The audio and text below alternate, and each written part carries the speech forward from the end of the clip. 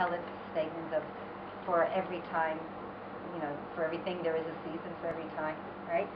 Kol davar le'ito. So what does that mean? What I'm trying to say is that when he was in Europe and when he was in Warsaw, he was a dandy. And he was free and he was saving. When he came to America and it was time to be married, he became the best family man you could be. He never, ever had anything outside the family that was more important to him. I remember as a kid that he taught us to bicycle ride, he taught us to swim. He sat with me and did homework until I went a little bit ahead of what his education was. But he always was there for us at all times. When I got a little bit older, he was there for advice. He was there to listen to what we had to say, and he always gave advice. Sure.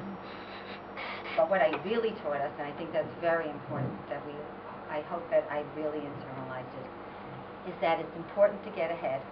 And he did. He went back to school, to FIT, for those people who know anything about where they're, the Fashion Institute. And he learned from being a tailor to being a designer so that he could earn a little bit more money, so that he can bring back more for the family. And he did this with 3 small children, right? Which we in Israel do all the time, but it wasn't a very common thing to do in America.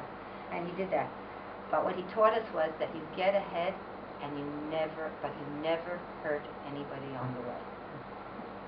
You do your best, you move on, but you do not hurt other people along the way.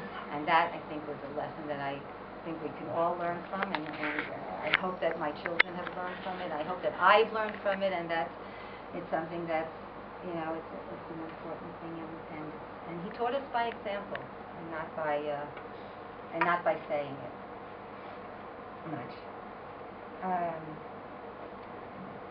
Okay.